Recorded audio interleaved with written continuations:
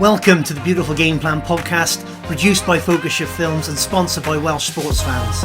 I'm your host, Daniel J. Harris. I'm a filmmaker and entrepreneur working across sport, and I'm a huge fan of sports content. This podcast is my chance to meet amazing people who are doing amazing things in the sports content space and to share their stories with you in the hope that it inspires ideas.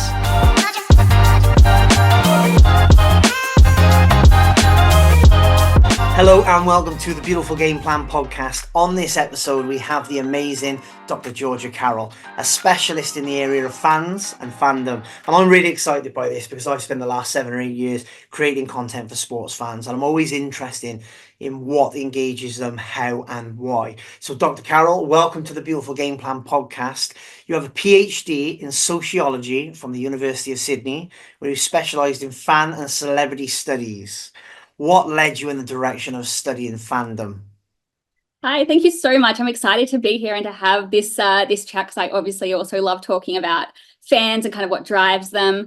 So I have always been a fan myself, basically of everything. You know, my dad named me after his favorite rugby league team, so that kind of I was born into loving things, and as I got older, I discovered that you could study fandom. And I thought, well, you know, if I'm going to go to university, I'm kind of interested in people. I studied media and communications as well as sociology, which is what I got my PhD in. And I thought, you know, it'd be really cool to kind of keep studying something I really care about, because I was never going to be somebody that studied like science or maths or something boring. I was like, I'm going to be different. I'm going to study, you know, people and what makes them excited, what makes them cry, because that's like fans are so emotional and they're so passionate, and it's such a universal experience. Like no matter who you are or where you're from, you can start a conversation with somebody about what they're a fan of, even if it's not something that maybe you understand or that you're personally a fan of. It's something that like, you know, can get other people excited.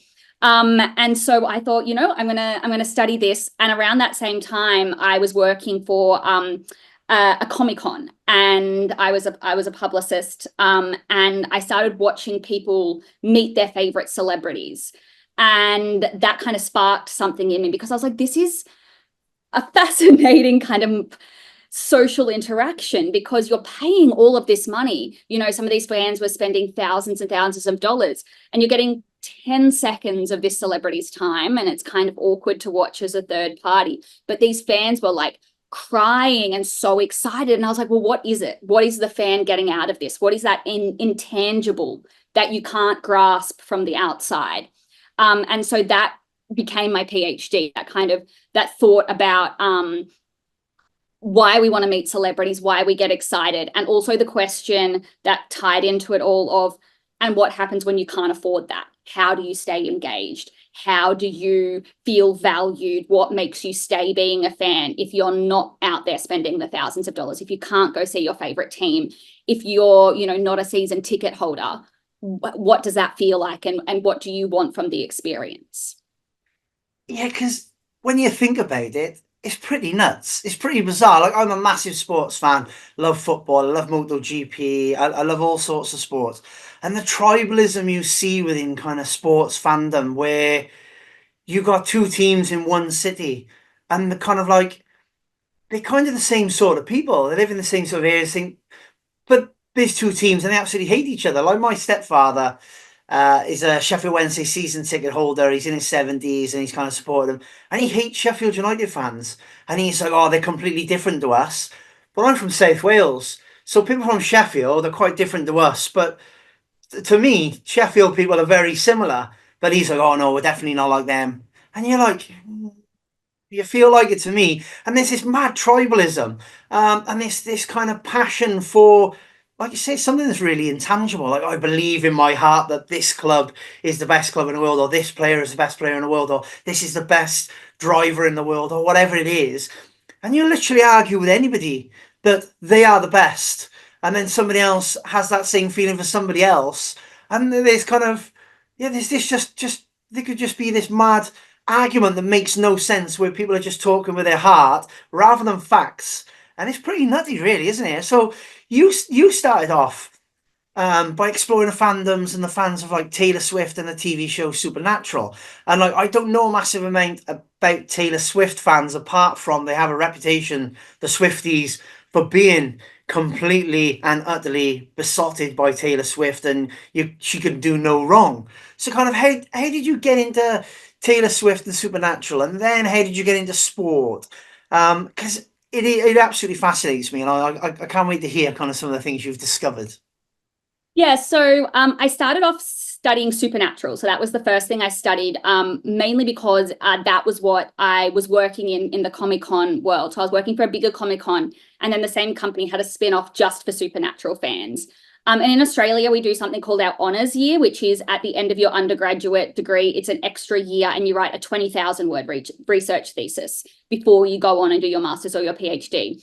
And the timing of that would have lined up well for me to undertake my research at that supernatural convention. So I studied supernatural fans, and because it was 20,000 words, a much smaller project, even though it still felt like a lot of words at the time, that kind of one case study was good for that. And supernatural fans, they're intense. I love the show Supernatural as well, but it went for 15 years. So it ran from 2005 to 2020, which a lot of people don't realize because it really shouldn't have gone for that long. But it had these cult fans, and they, would some of the actors would do up to 20 conventions a year, and it became their full-time income because these fans would just travel to meet them and meet them and meet them. And so when I decided to do my PhD after that year, my supervisor was like, keep studying this, nobody else is really studying this area, but you need another case study. And I thought to myself, well, what's something that kind of is similar but different, because you don't want to study the exact same thing. So I was doing a compare and contrast. And I've been a Taylor Swift fan since I was 14. I'm 30 now, so kind of 16 years, more than half of my life. At that time, this was back in 2018. So it had kind of been 10 years for me. And Taylor did this thing. She doesn't anymore because of COVID. And then, she became even more famous than we ever imagined. But she would hand pick fans to meet her. So you couldn't buy a meet and greet, but if you worked hard enough and if you were seen as being a good enough fan, she would invite you to her house to meet her. And it became like this quest for fans.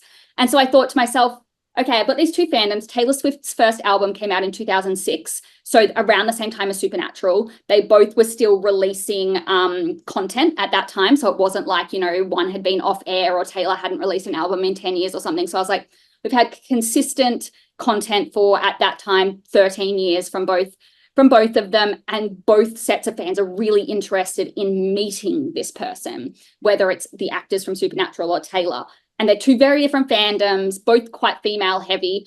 But other than that, not a lot of similarities. But it was that action of what is it that makes you want to meet your favorite celebrity? And then you might have to cut out this one sentence, but I'm just going to apologize to you. So I talk a lot. So you'll ask a question and then I'll talk for like 10 That's minutes. absolutely fine. That's what we're here for. We're here to listen to you. Nobody else listens to me. It's all about you. But feel free to cut in at any point as well. But yeah, and so at the same time, I wasn't really a sports fan growing up, but in 2016, I became a diehard NHL ice hockey fan, which is very random as somebody living in Australia. But my dad had lived in Canada and my mum, but mum wasn't a hockey fan back in the 90s. And he had spent, all of my childhood trying to be like, hockey, be a hockey fan. But it was quite hard to access TV. There wasn't social media like when I was really little. But then finally, I was going to America to visit some friends, and every city I went to that had a hockey game on at the same time, he bought me tickets because he was like, I'm going to convert you. And then I had some friends who lived in Washington, D.C. We went to a game and I became obsessed with the Washington Capitals. It's something just like clicked. It's a fun sport. It's quite problematic, as are a lot of sports. But I realized that in being, a lot of the stuff that I was observing as a sports fan were the same things that I was researching in TV and music fandom. The fans queue up outside practices to meet the players. Some of the season ticket holder benefits are like gala functions and charity fundraisers with the players. You know, you get VIP suites and the players and the coaches and stuff. That's all a perk. It's all the same universe. And I also realized at this time that so I was writing my PhD in sociology, and a lot of the work that had been done on celebrity fandom and television fandom had been being done in media studies. And sociology had refused to look at fans of celebrities, but there was about 70 years of history looking at fans of sport. And it was this weird academic battle where you might, like, to somebody that's not in academia, it's just like, yeah, so you just look at media studies, but then the sociologists are like, oh, but why aren't you dealing with the sociological theory? So what I ended up doing a lot in my thesis was having to argue for the fact that there was just as much value in studying fans of celebrities as there was in studying fans of sport. And it's all the same theoretical concept at its core. And whether we love Taylor Swift or a television show or a book or, you know, a Formula One driver or an ice hockey player or a football player, whatever it is, it's all tied down to this same kind of ideas of identity and belonging and friendship and connection and kind of intangible passion. And for a lot of fans, it is all connected back to this idea of the athlete as a celebrity, and a celebrity that we idolize and ultimately want to meet and want to have a relationship with, even though that relationship may look different and be displayed in different ways if you're a young female fan versus an older male fan. Like I always say, my dad, when I was, you know, starting my research, he'd be like, oh, those crazy Taylor Swift fans, those crazy Supernatural fans are spending all of their money. What a waste. And I'd be like, Dad, you would spend so much money to go to a dinner with like the Australian cricket team, with your favorite like players from history of from your rugby league team, like your Dragons champions. Like you would pay so much money for one of those dinners. And he'd be like, oh, but that's different. And I'm like, but it's not. No, it's exactly the same thing. And so I didn't realize that's what Taylor Swift did. So she's basically engaged her fan base into being the best fans they could be to get a chance to meet her. And that's what has kind of driven that fandom to be as, I'm not going to say crazy, to be as full on and as like full blooded and kind of built that loyalty with her through that kind of that perk of if you prove yourself to be worthy, you can meet me. That's it's crazy and it's amazing, and it's very, very interesting. Very interesting. Yeah, it's very interesting, and it's something now that you're seeing more to certain extents in some forms of sports marketing now. So Taylor Swift, her team has a social media account called Taylor Nation, and they are her marketing account. Basically, they will release information about merchandise. They'll interact with fans, but it's a badge of honor to be noticed by them. And what we're seeing a lot in sport is what some people call the adminification of sports social media accounts. And that's where the social media manager becomes known as admin, and they become a voice, and they become somebody that you want to interact with, and they become somebody where it's seen as a reward, like it is in the they're the gatekeeper, aren't they? Do you know what I mean? I need to get in with them because they're one step closer to the celebrity. Yeah, and that's exactly what we're seeing. And it's you know, it's exactly the same across the two. And obviously it's more extreme in the Taylor Swift world, but like as an example, so if you get noticed by there's so many insider things in the Taylor Swift world, but basically if Taylor Nation likes you on Twitter, or they reply to you, or they retweet you, you're noticed by Taylor Nation or TN. And fans will put that in their bio. They'll be like, noticed by TN ×4 or whatever. What I've been noticing in my research into Formula One is especially younger female fans, but not exclusively, and especially fans of drivers like Lando Norris. His team do it very well. They're some of the best at this kind of marketing. They will start doing the same thing. So Lando Norris has a marketing account called LN4, and fans want to be noticed by them, and they will reply to the admin and be like, and then when they get noticed, be like, oh my God, I got an LN4 notice. LN4 noticed me. Oh my God, admin, you've made my day. Like, this is so exciting. And that's not something we would have seen in sport, 5-10 years ago. And it's really interesting that where we're seeing athletes kind of embrace being marketed as a celebrity, because that's how this particular fan base that they've identified as valuable, are wanting to engage. And then we're seeing that convert through things like they'll do a limited edition merchandise drop and it'll sell out instantly. And just like Taylor Swift does this thing, well, her team does. You buy her merchandise, you take a photo of it, upload it onto social media, they'll like it, they'll retweet it, they'll praise you for it. These accounts are doing the exact same thing in Formula One, in ice hockey, where it's this reward and this idea of attention being what fans are wanting, to be seen as valued, to be seen as being the best possible fan. And, a lot of the traditional older male fans, it's not how they want to engage. They don't necessarily get it, which I understand. It's a very specific form of marketing, but it is marketing to this next generation of fans. And it's, interesting to see how it's evolving. Yeah, it's absolutely fascinating. I'm a 40-year-old male, and like Facebook has top fans, and it goes, "Hey, you've been recognized as a top fan." I go, "So?" I don't care. I don't do it. Don't do it for that. If I comment or I post or whatever, I do it for me.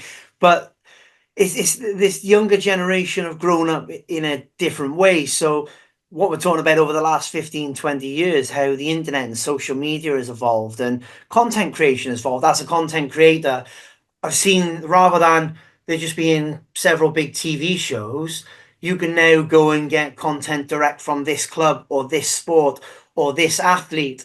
And there's things like OnlyFans, like Patreon, things like that, where you go, I like that, and that's my niche, and I'm going to pay £4 a month to follow the Socially Distant Sports Bar podcast on Patreon, and you get that podcast a day earlier than the public.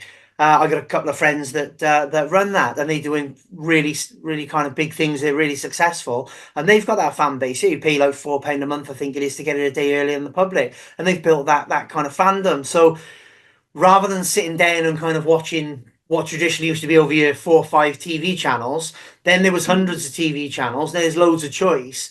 There's still people are honing in on, that's my particular niche. That's my guy. That's my girl. That's my club. That's my whatever. And I want to have a more direct link with them and their content, and seeing kind of underneath the hood of that world. And I started about 10 years ago creating content for YouTube channels, and that was a field sports channel that I used to do it for. So there was 3 TV channels in America for field sports, but we had a YouTube channel. We became the biggest YouTube channel in the world for field sports, and we started doing stuff with Subaru, the car manufacturer, and I was watching the Subaru launch control YouTube show, which just followed their Rally Team USA team across the season. So you're buying into the characters. You're like, Subaru's got its kind of niche following as well in terms of the rally car, and you're following their drivers across the season.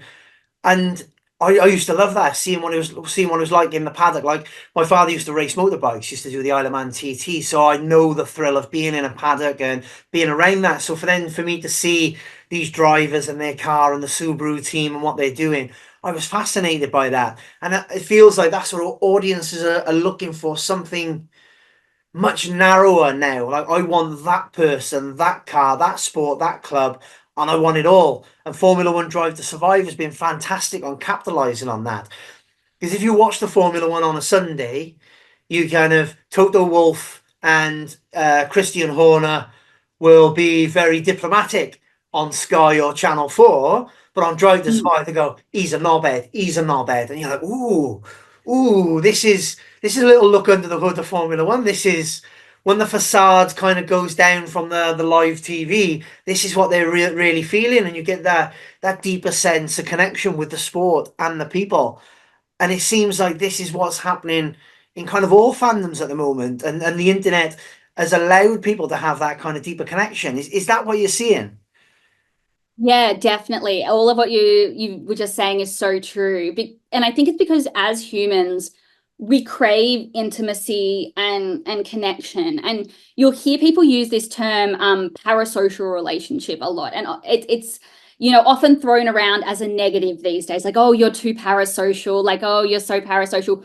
But actually, it just means you feel as though you know somebody who's never going to know you back. They're more famous than you. And that term was first created in the 1950s to refer to the way that people felt connected listening to radio shows where they kind of talked directly at you, and it felt like you were kind of building this connection with them. And it's like, yes, I do know you. And it's this idea that, you don't want to be, it's like, yeah, if you're watching in Australia, we get the Sky broadcast for Formula One, and you've got them, the hosts, the commentators, and everybody kind of talking nonsense, and it's all very professional, but you don't really feel like you're connecting with them. It's like, okay, now you're going to go and ask these drivers the same 4 questions because that's what their PR handlers have told you you're allowed to ask. And it's like, it's not a relationship. But for example, going back to Lando Norris, his one of his good friends,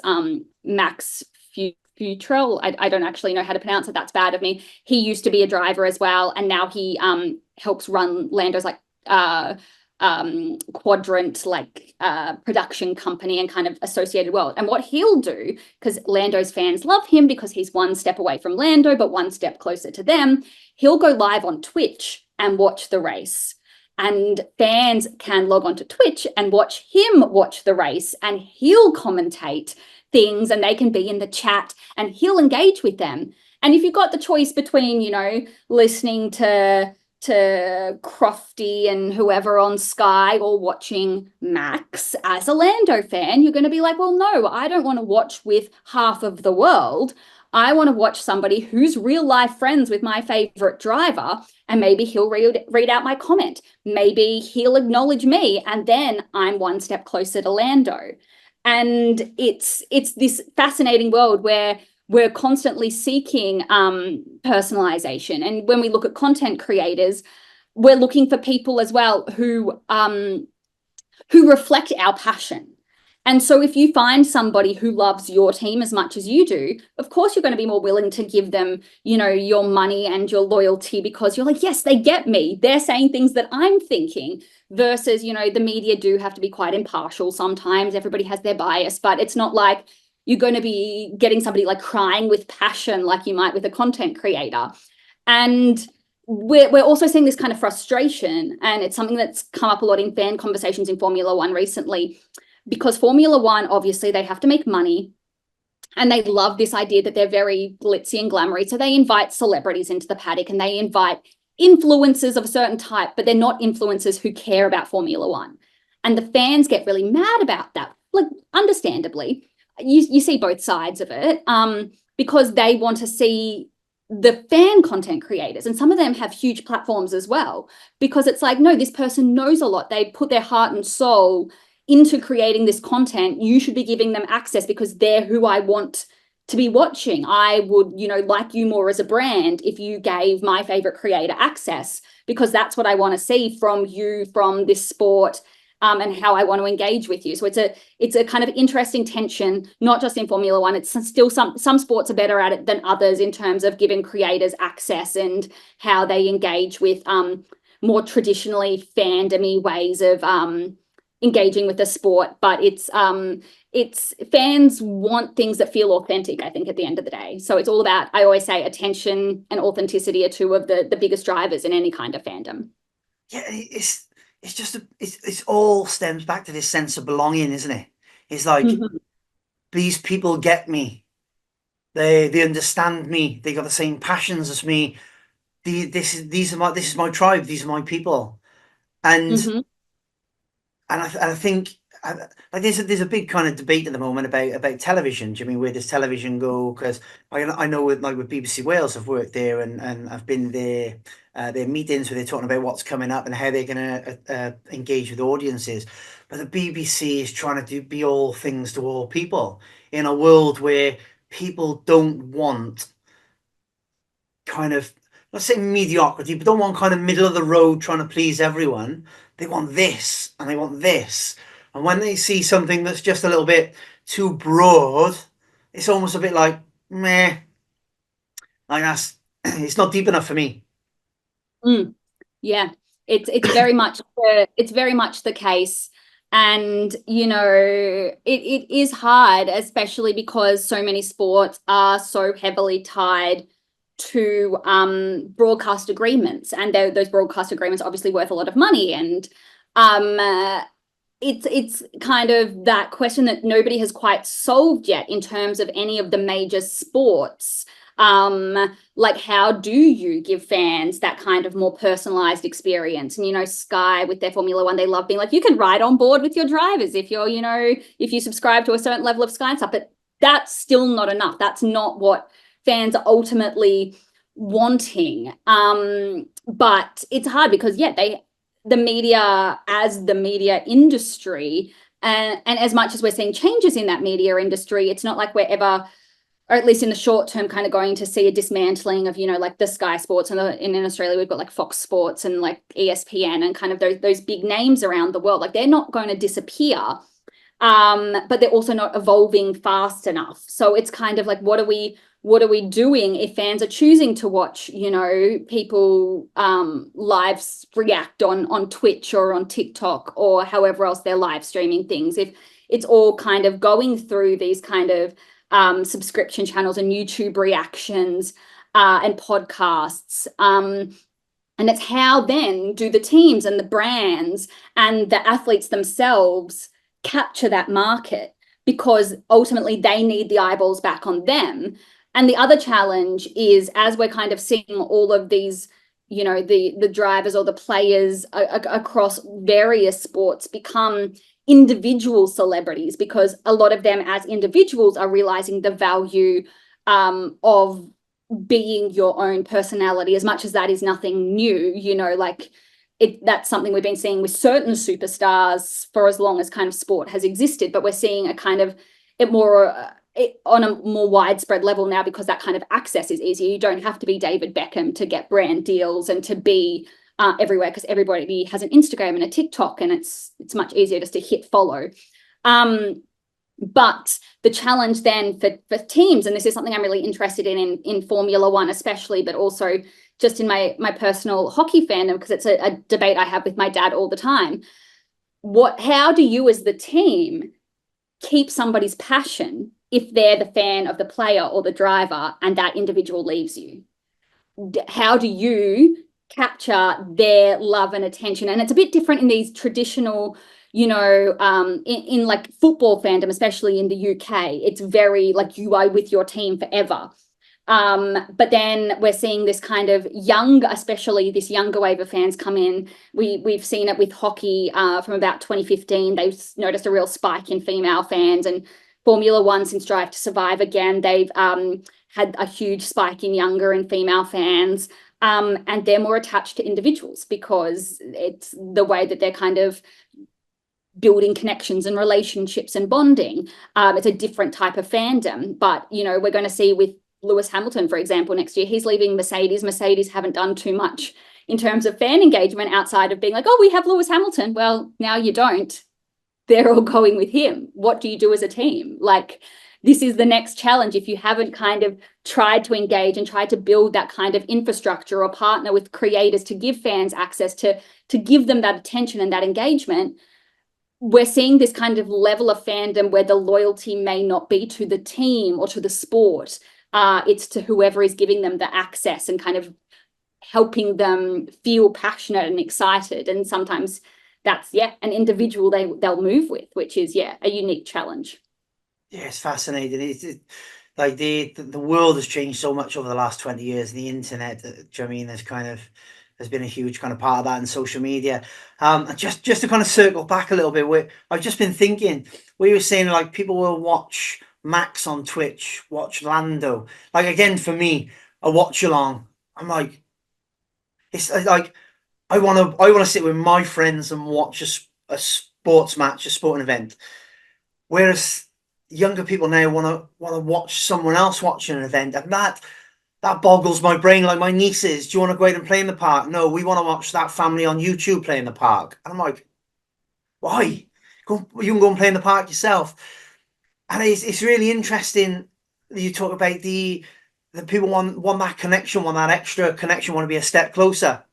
And I hadn't thought about this until now. Like, I love football. I do a lot of content creation in football and other sports, but my favorite sport on the planet is MotoGP.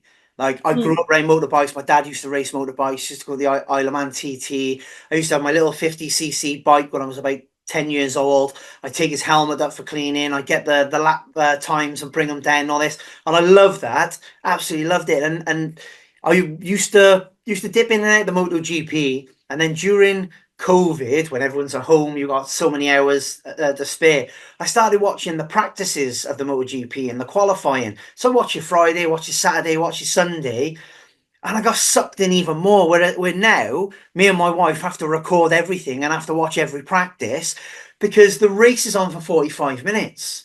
But on Friday, they're talking about I bumped into this driver at the airport, and I had dinner last night with his team manager, and you get this story threaded through the weekend. So when the lights go out on Sunday, you've got all this backstory that you bought into. Oh, I know he's been offered a contract, but he's waiting for it. And this team manager has said this. And Neil Hodgson bumped into one of these riders yesterday, and he said this. So you're getting all this story.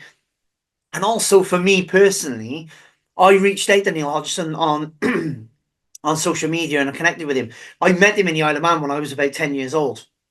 And I reminded, and he obviously doesn't remember that. I was one of a million people who would have met back then when he was a world superbike rider. And we were talking. I said, look, I'd love to make a film around MotoGP. I'd love to connect with you. Let's see if we can take it. We had a couple of kind of meetings on Zoom.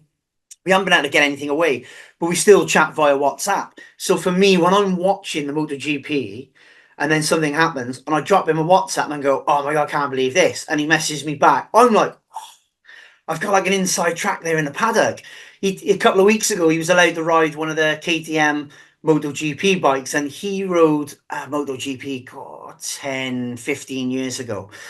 And so the bikes now are just like on another level in terms of their performance. And he did a couple of laps of the circuit, and he was kind of going, "Oh my God, this is incredible!" And when he come off and he's talking to the other commentators, he's going, "Oh my God!" Like, and they were like, oh, like taking the mick out of him a little bit because he was so excited. But for me at home, I was like, "Oh, he's so excited by that. That must be amazing." And I'm messaging him, mate, that just looked incredible. And he was like, "Oh, I absolutely fucking loved it." And you're like, I'm one step closer to it. Like the one of the presenters, commentators, former world superbike world champion, is kind of messaging me.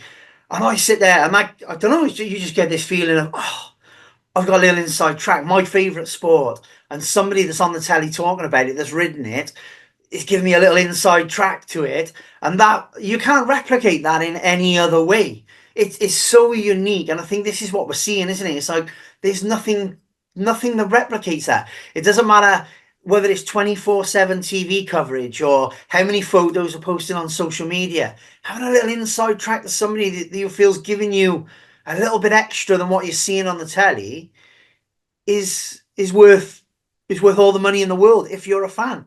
And I hadn't thought about that until you were just talking. I'm like, man, I'm a super fan and I got this little inside track and I absolutely love it. And there's nothing else like it. It's crazy.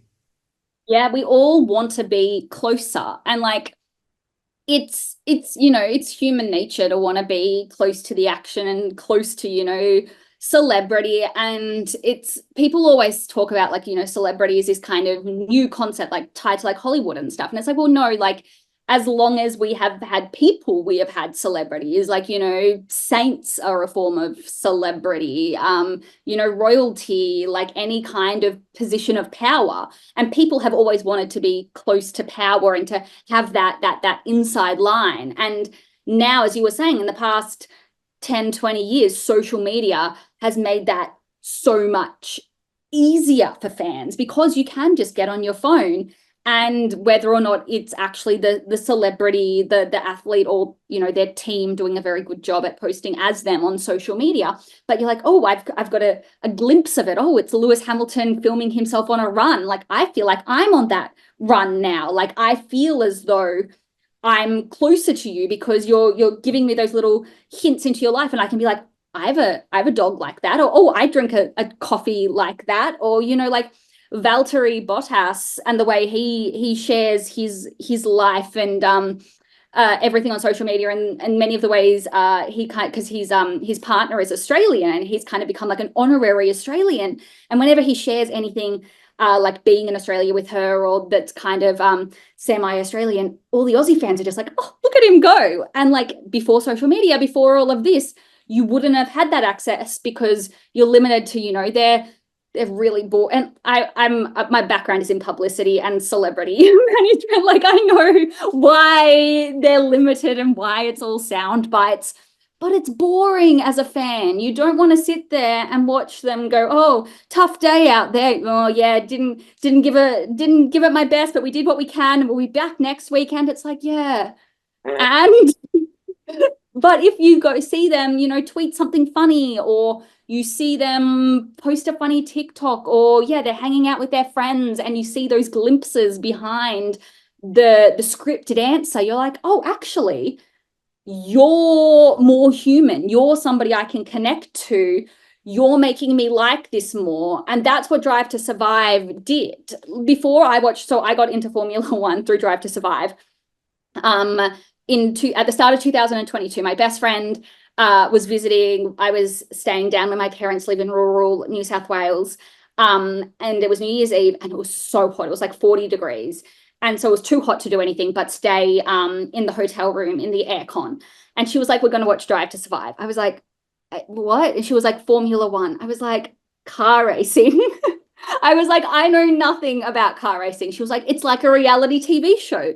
She was like, they're rich men who drive fast cars. And I was like, look, whatever. I don't have anything better to do. Let's watch it. And you start watching it and you're like, this is reality television. Like I love like Real Housewives and all those really trashy ones. And you're getting to see behind the scenes. You're seeing their family, you're seeing their friends, you're seeing, as much as people hate on it because it's overly edited and scripted, it's fun. You're seeing personality because that's what people connect to. I always say, you know, when I'm talking about fandom in terms of marketing, people connect to people. They don't connect to corporations. And when you humanize something, that's when you form these attachments, and that's when you form engagement. And that's when people are like, oh my God, I need more of this. And like we watched the first season, say that day. By mid-Jan, so within 2 weeks, we had tickets to the Melbourne Grand Prix that March or April. And like now it's become, even in those 2 years, it's become so much harder to get tickets. But like 2025 will be my fourth Grand Prix in a row. And like this is somebody who, look, 3 years ago, I didn't know what Formula One was. But that reality TV, that's showing me those people. Because if you turn on TV, and before Drive to Survive, if you had watched Formula One in Australia, one, it would have been hard to watch because it's on at stupid times, unless it's basically the Melbourne race, or last weekend in Vegas, weirdly, was on at 5 p.m. here.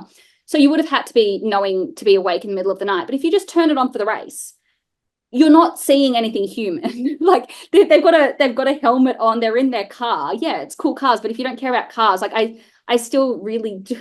People, it's this idea of what's a real fan. I don't actually care about engineering and the cars themselves. Like, I'm sure it's amazing. I don't understand it. My brain doesn't work. I still don't get oversteer and understeer. But I'm like, yeah, the cars are going fast. That's fun. But it's the stories and the people and the personalities. And I'm like, it's what's going on behind the scenes, and, you know, the contract dramas and the fights. I'm like, yes. So, but yeah, that is what we connect to as people. And social media and kind of this increased access at things like YouTube and podcasts and these things are giving us, it is showing and introducing this new way to be a fan. Sponsored by Welsh Sports Fans and their award-winning Riverside Sports Bar, an American-style sports bar with a distinctly Welsh feel. Great food, great atmosphere, and all the sport, as well as a range of Welsh products at Wales' #1 sports bar.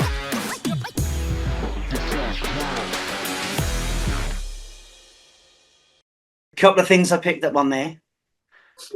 Drive to Survive is basically the only way is Essex or made in Chelsea for sport. Effectively what it is. 2, up until this season, Formula One's been pretty rubbish for the last 4 or 5 years. It's been quite boring. So Drive to Survive has brought the drama that there hasn't been. Like, up until this season, Max Verstappen's on pole. Max Verstappen's led every lap. Max Verstappen's won. As a motorsport fan, I tune in and I try and enjoy the Formula One. It's on for 2 hours. I fall asleep for half an hour in the middle on a Sunday afternoon. I wake back up. Nothing's changed until this season. It's got a bit more exciting. MotoGP is a hell of a lot more exciting. I will say that the racing, the overtaking, absolutely incredible. So just need to get that in because anyone who loves Formula One, I go, you need to watch MotoGP. That's proper racing because anyone can win the race rather than just one person.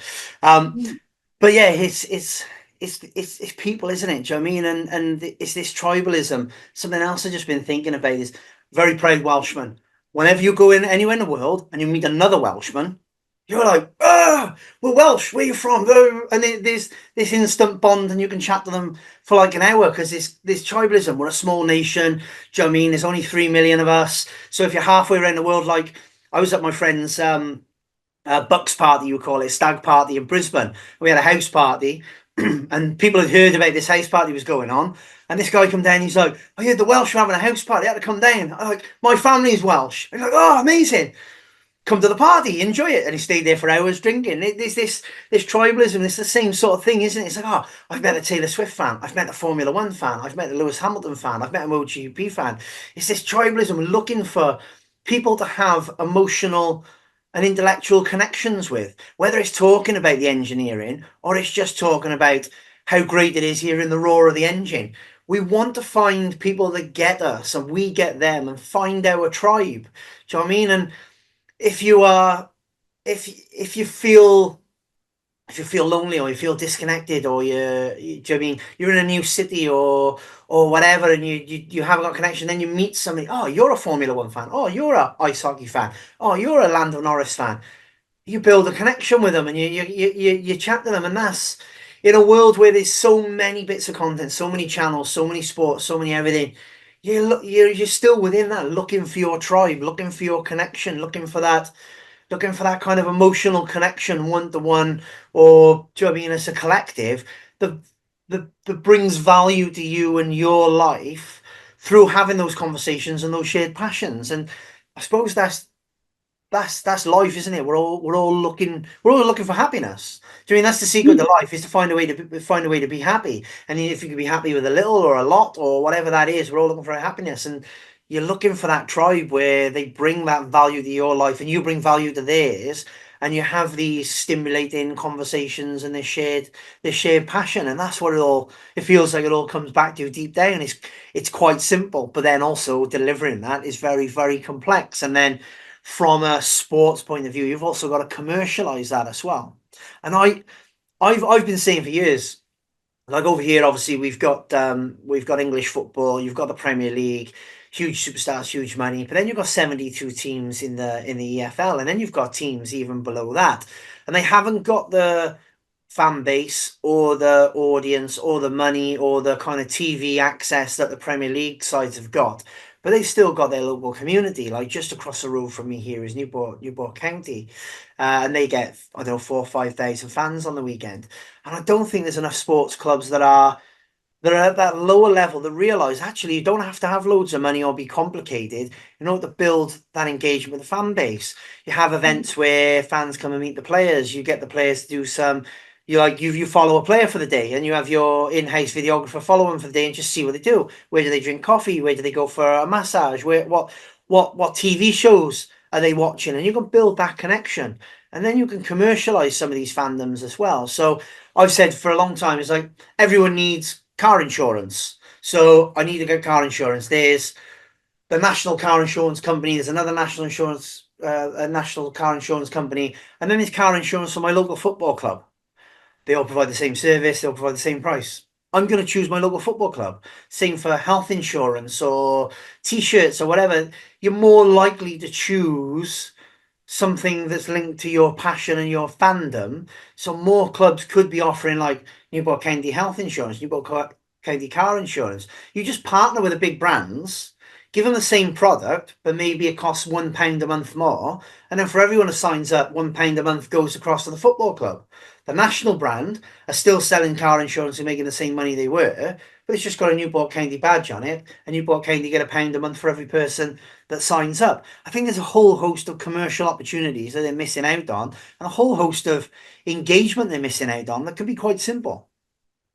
Yeah, I definitely agree. And it's interesting you talk about kind of those smaller clubs, because that's where there is so much value to bring in fans and to build that real engagement, because access is easier for the fans because it's cheaper. Like going to any big national sports league, whether it's like the Premier League or over here in Australia, like if you're going to the AFL or anything where Australia is playing, like it's a lot more money. But if you're seeing a local team, it's a bit cheaper, it's easier to get tickets, you can go with your friends, it's closer.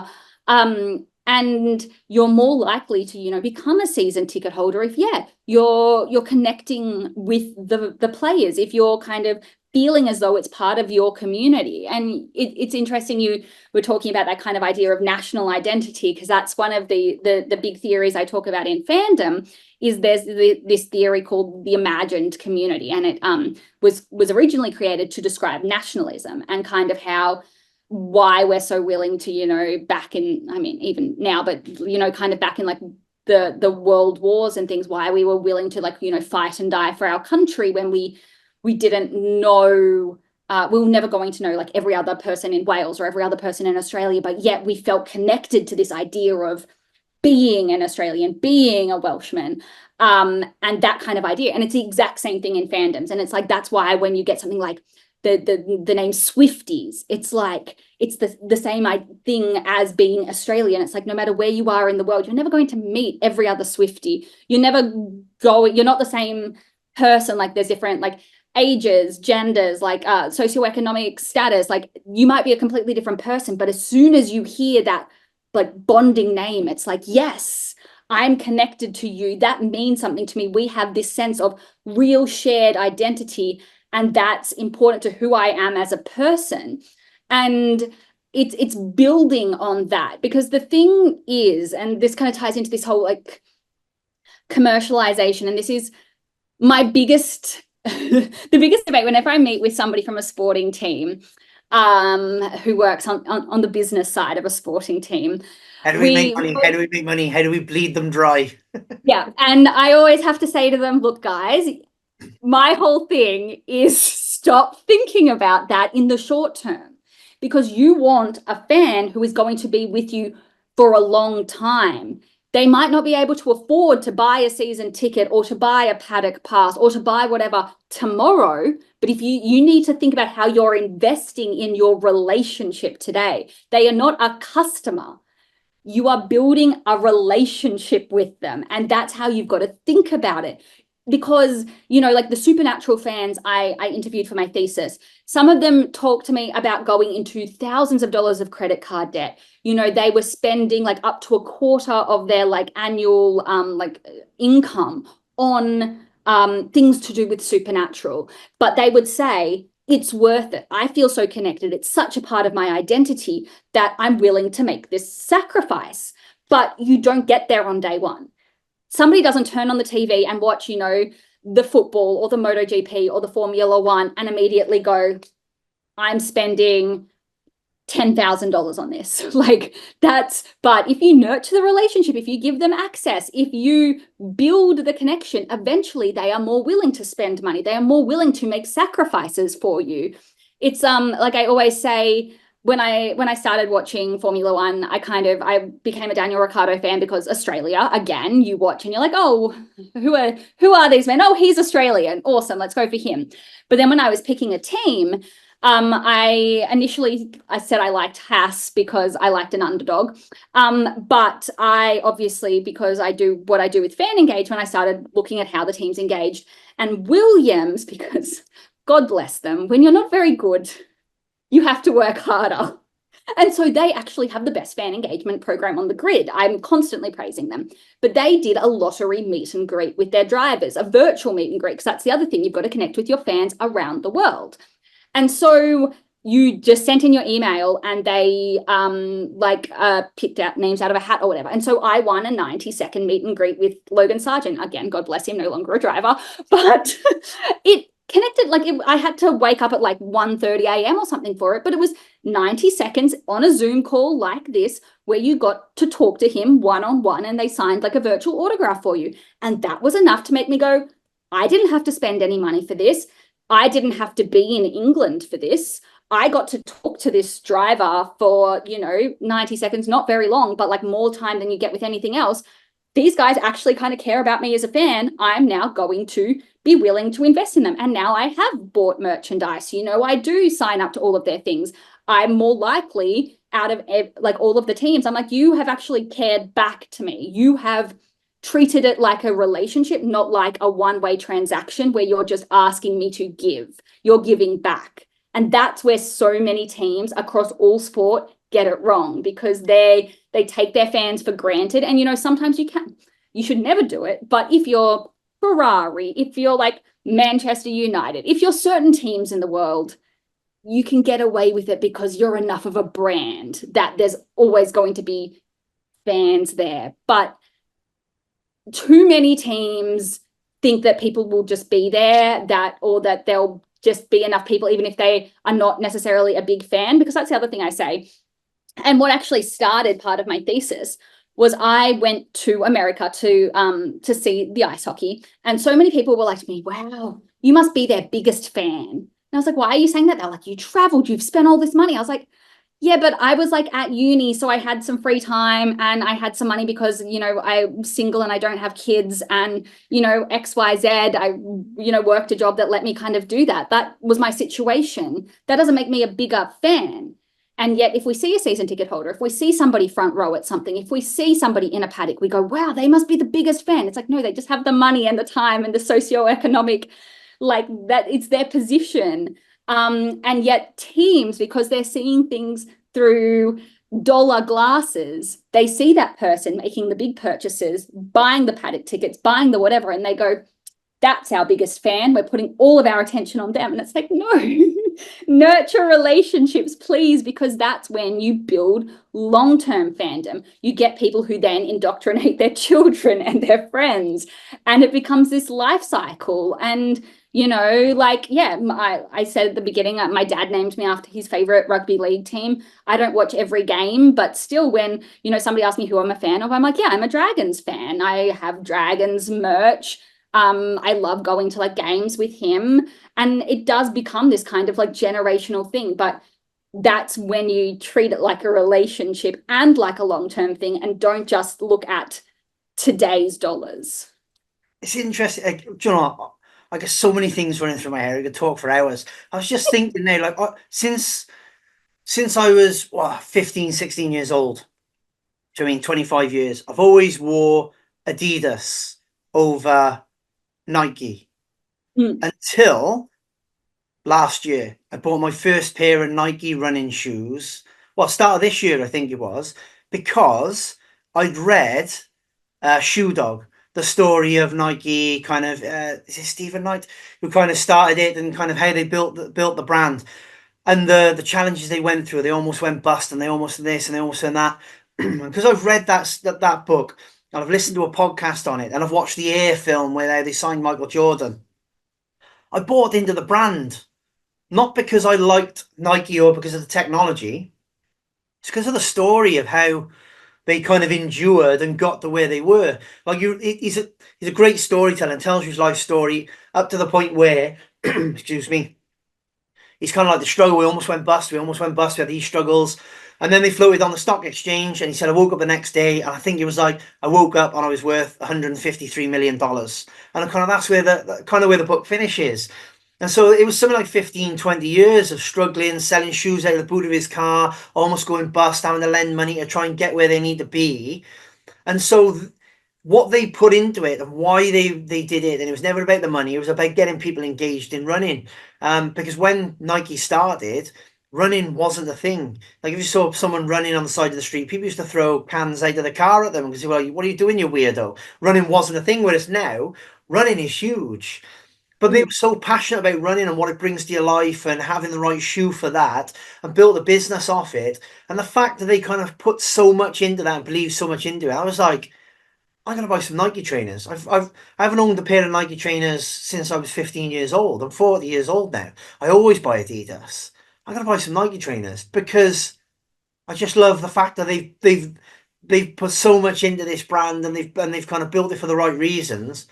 I'm gonna buy some Nike trainers. Do you know what I mean? And they've kind of nurtured that relationship with me, not directly through all the things I've been seeing, and now think back at all the great Nike adverts that I love, and the kind of brand they built. And so I'm kind of late to the party with it a little bit, but eventually I've bought into that because of the people behind the brand. Not necessarily because of the adverts or because what athlete wears it. It's because of the people behind it and kind of how they've endured, how they've built a business. And as a business owner, you know how difficult it is to run a business. And so that's why I've bought into the brand.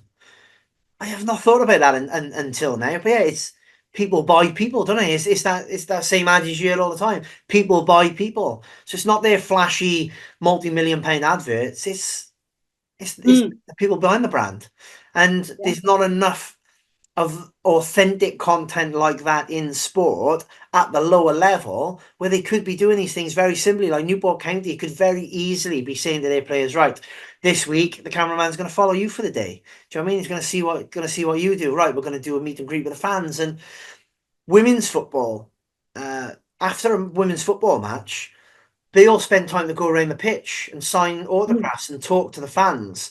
And I said this when I started working in women's football a couple of years ago. The connection between player and fan is so much stronger in women's football than men's football. You'll never get the men kind of spending that amount of time investing in the fans. But the women's players know that they need to build those bonds, that they need to be accessible, and they want to be accessible, and they want to inspire the next generation of girls and young women to get into football. So they're willing to kind of spend the time to do it.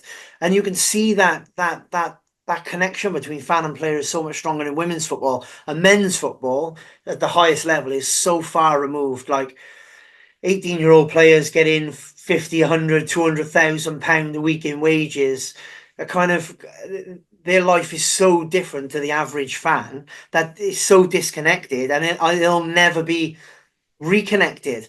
And I think over the last 10 years as well, we've seen a lot of football fans starting to go and watch their local club. So they're a Liverpool fan, but they watch Newport County, or they go and watch non-league football. Teams like #United and stuff like that have kind of grown in the kind of lower leagues. And there's a couple of clubs down in London that have kind of built their own community around their fan base. And people are going to watch that because rather than go and watch the multi-millionaire footballer, they'll never understand what it's like to live from pay packet to pay packet and will never give you the time of day.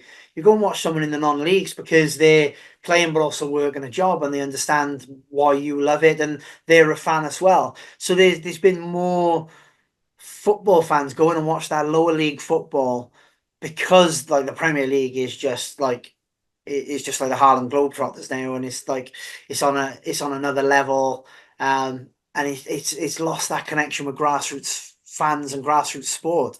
So it's interesting those things are changing, and again I think that's why people are going for that personal connection now, because maybe some of the big brands are so broad, trying to be so many things to so many people. They want something a bit more unique.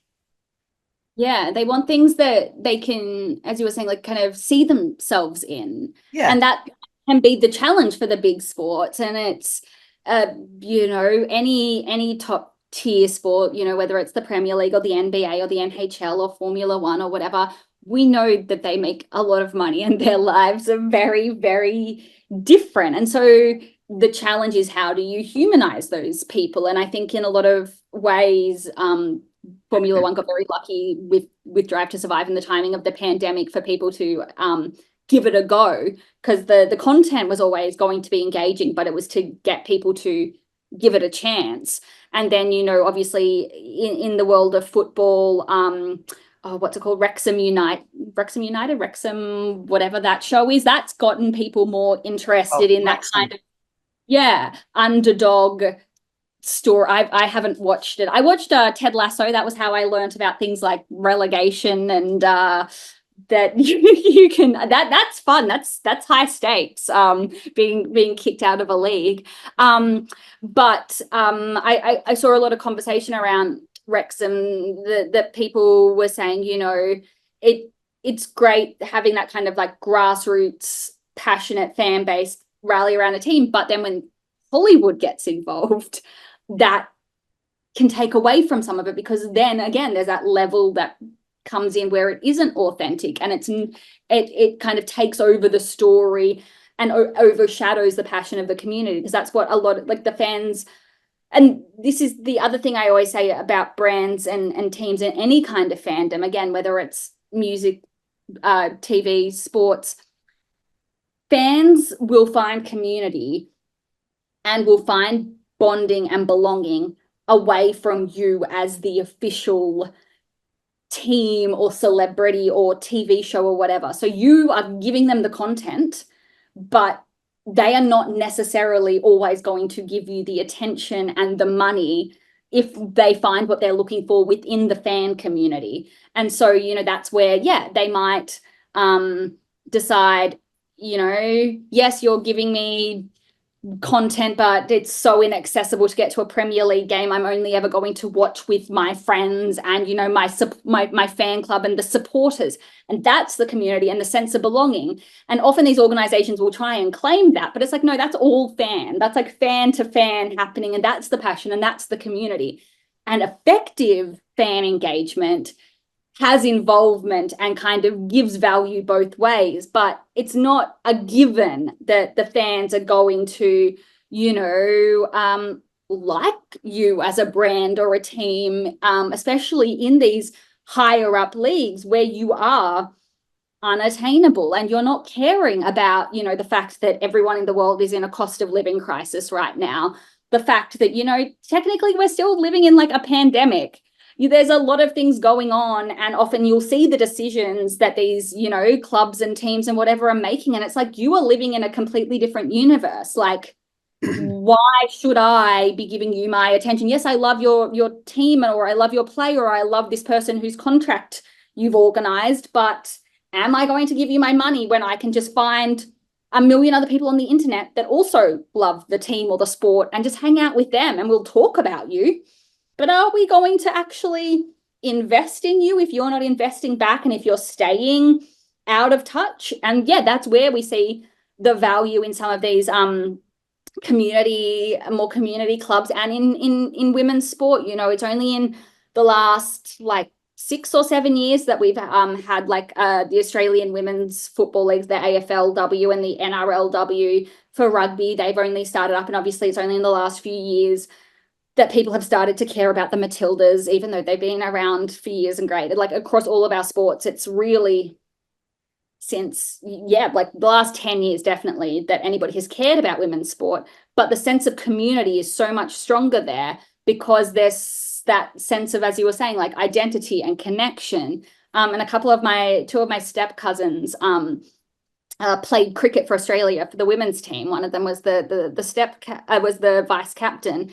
And she married one of the British cricket women's cricket players. And I've talked to them about this a lot because they're both retired now. And so they were kind of playing and, you know, winning like the Ashes and having these like really big achievements when like the Australian men's team were suffering. But it was before this wave of women's sport and people actually caring. So they had full-time jobs on the side. Like they were off, you know, winning something for Australia and flying economy and having nobody care about it because it was like, you know, women's sport, but they're fans. They still remember all of the fans and all of the people who would come and build a relationship with them and care. And it's so exciting now for them to kind of see this wave coming where people are like, oh, actually, I can go along, like to go to the AFLW. It's like $20 and you take a picnic and you go hang out with your friends in the sunshine. And it's like, yeah, why would I spend $100 to go to the men's version when there's a sense of community here, where there's my values are being reflected back at me more here. And it's exciting to kind of see more people make these realizations that there are options out there in sport that are more than just the big leagues that we've always been given and you always hear about, because, you know, back in the days when, you know, as we were saying earlier, your media options were the couple of TV channels you had and you had to watch what they showed you. So you would watch the teams that they told you to watch, and you couldn't go online easily and find the community easily and find different ways of accessing things. But yeah, at the end of the day, it's always going to come back to community and belonging and there's a very big market there for teams to realize that they can nurture that and they can encourage that, and it will bring them, a long-term benefits, even if in the short term, they have to put their players in front of the camera, and we know that people don't always love media, and it's awkward being on doing TikToks and whatever. But if you find a way to do it that's authentic for who you are and who your brand is, and helps you tell your team story, and I know a lot of the football clubs in the UK have really long histories, and it's like you build on the history and the narrative, and you bring the fans in through the present day, and there's so much potential there. It's just you realizing how to leverage what you have in front of you to kind of encourage those connections, I suppose. Yeah, exactly. And I think you should watch Welcome to Wrexham, absolutely, because they've been very clever with it. And I'm not sure whether it was a case of because of COVID, they had to do that. But Rob and Ryan are not in it that much. You're following the guy that runs the pub. You're following the woman who looks after the fans with disabilities. You're following the people in the community, and you're seeing their passion. You're meeting some of the players and the manager and their story. And Rob and Ryan are there and they're signing autographs, or they're deciding, oh, we're going to relay the pitch and these sort of things. But it's not really about them, that first series, at least. I've only seen the first series.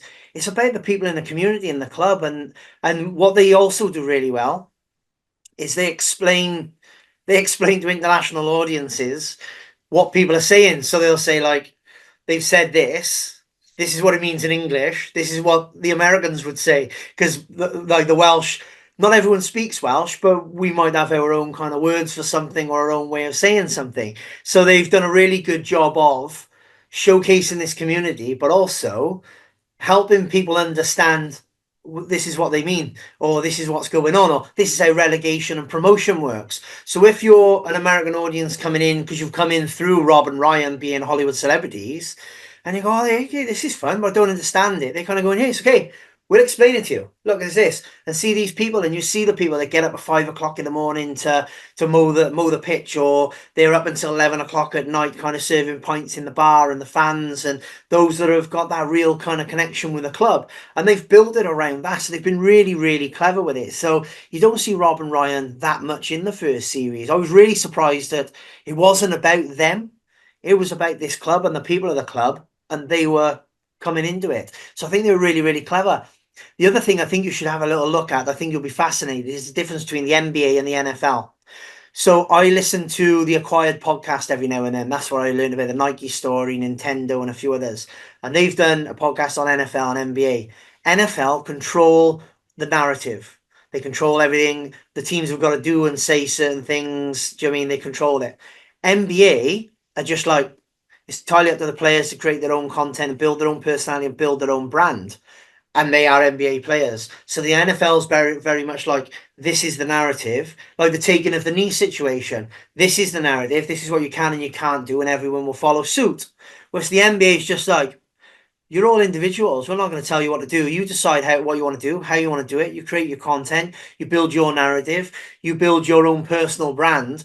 And you're NBA players, and that's great because people come in for you, and then they come into us. And it's interesting over the last couple of years, like with the taking of the knee thing, the controversy in the NFL, and the NBA continues to kind of to grow. Not that the NFL hasn't been growing, because I think football's its own mad kind of fandom. But the NBA have taken a very different approach that's very hands-off. And that's been fantastic for them. So like LeBron, you come into basketball for LeBron, whether you know basketball or not, you know LeBron, and you know that he's built a school and he give a scholarship and all the rest of it. So even if you don't know anything about the teams or the play, you can come in through the personality. So they've taken a very different approach to building their sport through those personal brands. Whereas the NFL, until recently, I think they've relaxed a little bit now. We're very much, this is the narrative. We control everything. And those two different approaches are very, very interesting. Yeah, it's so interesting. And I think the NBA have the right approach in it. But I think, as you said, you kind of hinted at there, the NFL know they have such crazy diehard fans that they kind of just assume, again, that they don't need to do that, and they don't see the potential that is there. And I think, you know, in recent years, we've kind of seen a bit of that shift, and I think they've really seen it in the last year with Travis Kelce, obviously. I mean, he did his own reality show in 2016, which was amazing. I watched that during the pandemic, became a fan of him as a person. And then so when he ended up with Taylor, I was like, bizarre intersection of my interests. But I would say to people, a few of my friends are NFL fans, and they'd always be like, oh, like, you should get into it, you should pick a team. And I would say to them, well, I really liked Travis when we watched Catch and Kelsey. I'll go for his team. And that's how fans are. If you watch something and you engage with that person or that group of people, and, you know, and again, going back to like Drive to Survive, that's why that worked in so many ways. And it's interesting, like, it gets a lot of flack for how 101 it is sometimes for existing fans, but like Welcome to Wrexham, it helped people like me who had no idea what motorsport was understand the sport. And the NHL this year, just a few weeks ago, they released their own like Amazon series that was trying to be like a Drive to Survive kind of thing, but they never explained anything about the sport. And my housemate wandered in and out a few times when I was watching, and it's like, and she knows nothing about hockey, and it was like, what's going on? Like, what are they doing? Why are they doing this? And it's like, this sport did not factor in, this show did not factor in new fans and new audiences. You can't just assume everybody knows what's happening.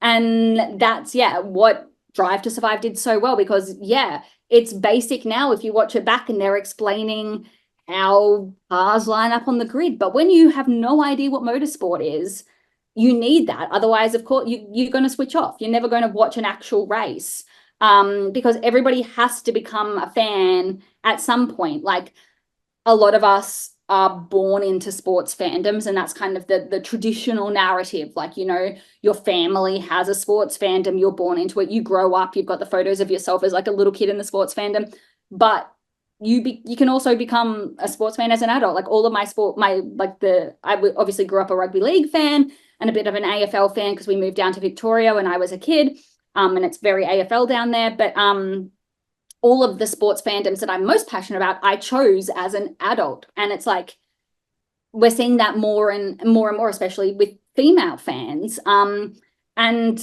a lot of the leagues aren't catering for that kind of basic 101. How do we engage somebody that is watching for the very first time today? What is making them stick around? And you can't do it every week because it'll be off-putting to your longer term fans, but there's a balance there, and I think it's a missed trick, because you can't get a long-term fan if you lose them on the first day.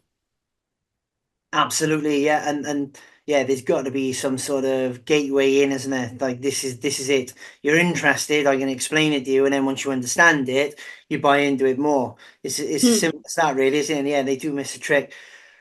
I think we could talk all day. I think we've been talking for about an hour now, and I've absolutely loved this. But I think I've got to bring it to a close. I've gone through all the kind of, gone through all the questions on my list. We've kind of talked about loads of things, and I've covered off most of the things I want to talk about. It's been absolutely fascinating. Like, this really, really kind of intrigues me, and I'm always interested in what makes us tick, what makes somebody watch one thing rather than another, buy a product rather than another, support a team rather than another. So thank you very much, Dr. Georgia Carroll. This has been an super interesting chat. For anybody that wants to find out more about you and your studies, kind of where can they go to find out a little bit more? In the first instance, as boring as it is, probably LinkedIn. I'm Dr. Georgie Carroll on there. I know it's confusing. I have two names.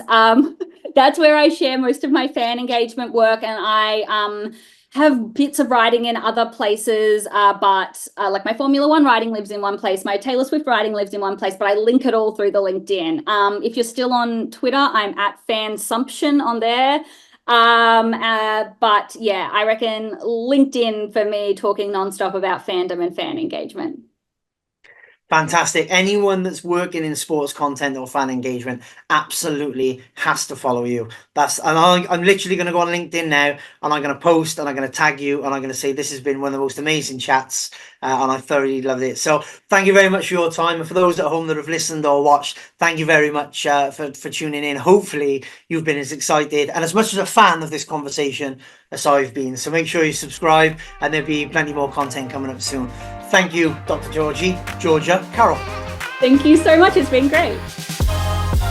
Don't forget to like and share this episode, and subscribe to the channel for more content.